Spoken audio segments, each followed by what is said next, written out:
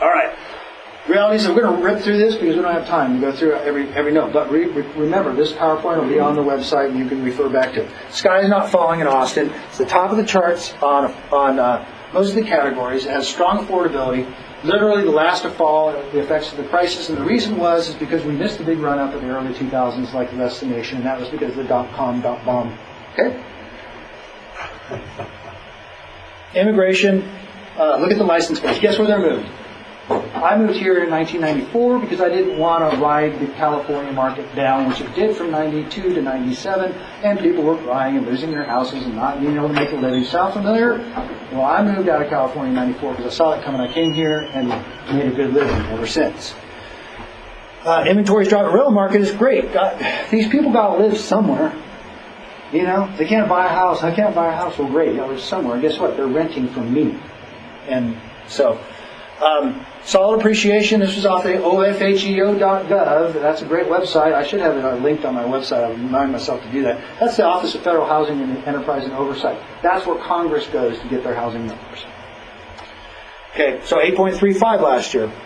Overbuilding a factor? Not really. The builders all pulled back. They're not overbuilding. And right now, depending on their fiscal year end, they're giving the houses away.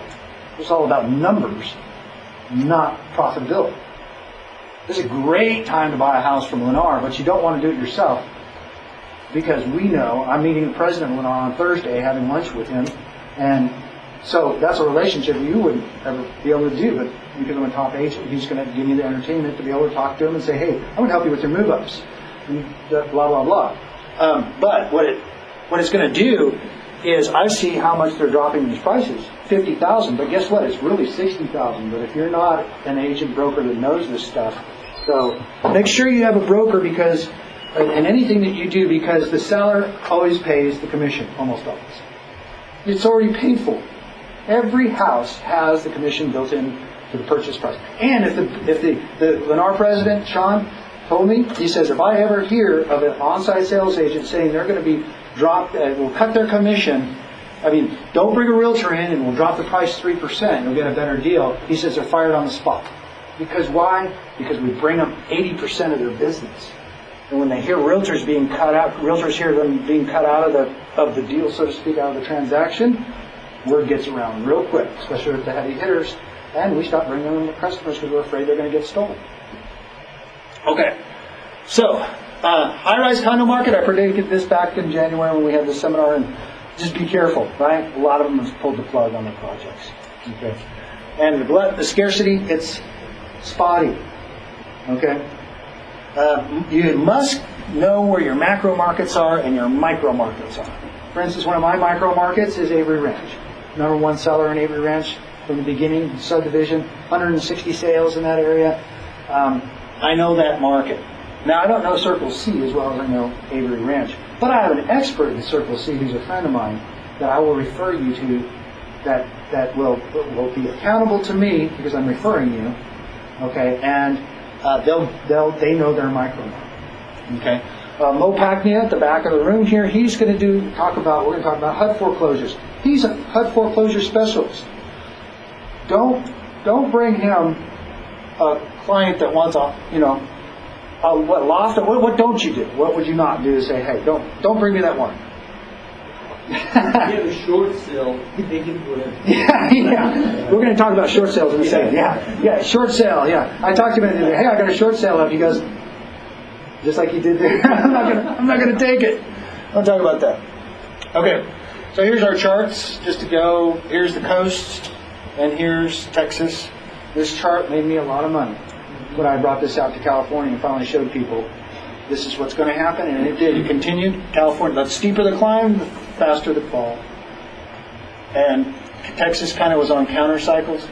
And we're going to probably level out here for a little while, but we're going to continue going up. It's a no-brainer that Austin's a place where people are going to continue to move to. But California, boom! And I love this. It went up 300% in a 5-year period. And it dropped 30% in the crime. What's with that? They say the $200,000 house went to $600,000 to $700,000, and then it dropped to $500,000. Well, I bought it for $200,000, now it's worth $600,000, now it's worth $500,000. Okay, so they're all moving here now. Oh, but we'll just get it. We'll put them out in Maine or somewhere. Okay. Okay. How about the investor crowd?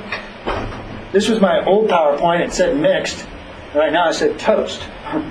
What I mean by that is there's not a whole lot of money out there for investors like me, and that's why Jax and I were having this conversation. She is not limited to the 4-property rule.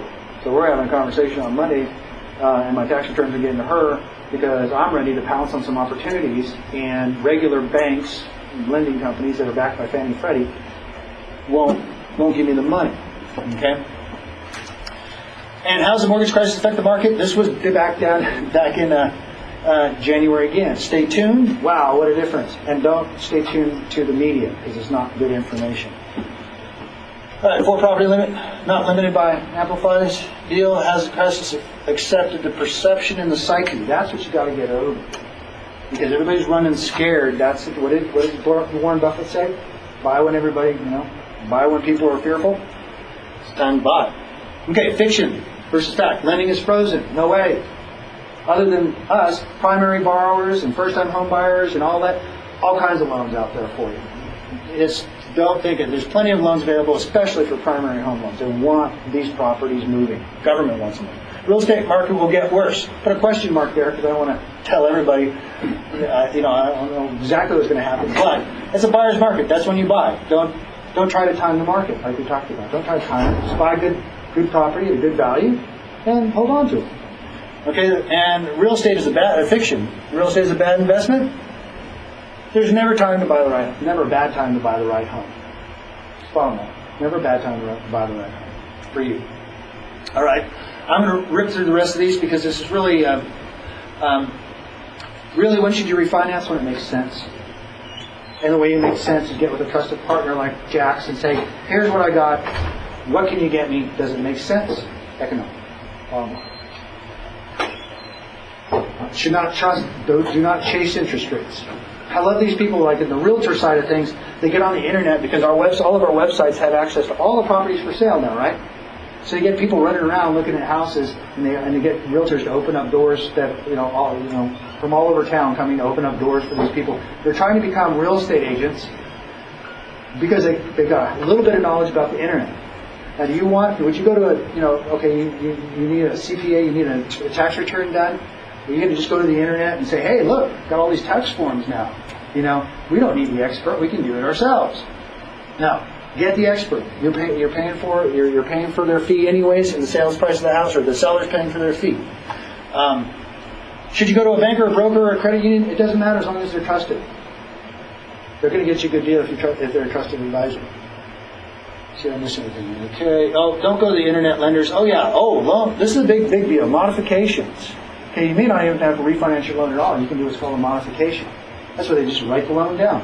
And I'll tell you right now, Bank of America's settlement with Countrywide and the state attorney generals has created an $8 billion settlement, which I pulled off their website because I have a client that has a Countrywide loan. Has anybody got a Countrywide loan? Okay. You have an opportunity right now where if it's a subprime loan and certain qualifications, you can get them to automatically drop that interest rate to 2.5% for the life of the loan. That happened a couple of days ago. That's why you got to be informed with your trusted advisor professional. Stay on our website. Keep our emails alive. Ask us questions, because this just saved one of my dear lady friend that owns a house. She was going to be one of those persons that lived. The note was being reset. She was going to lose it. And this came out. I said, your timing was right. Someone's looking at you from up above, because now you're a perfect candidate for. That was the lady that we were going to go look at that house on Iowa. Okay. She's now going to go from a $1,295 payment, principal and interest, not counting taxes, to $287 by the federal government, state government's mandate. You wouldn't have known this if you didn't come here today. So if you got a Countrywide loan, I have a Countrywide loan. Are you saying the property taxes are going? Property taxes went down. The property tax rates went down.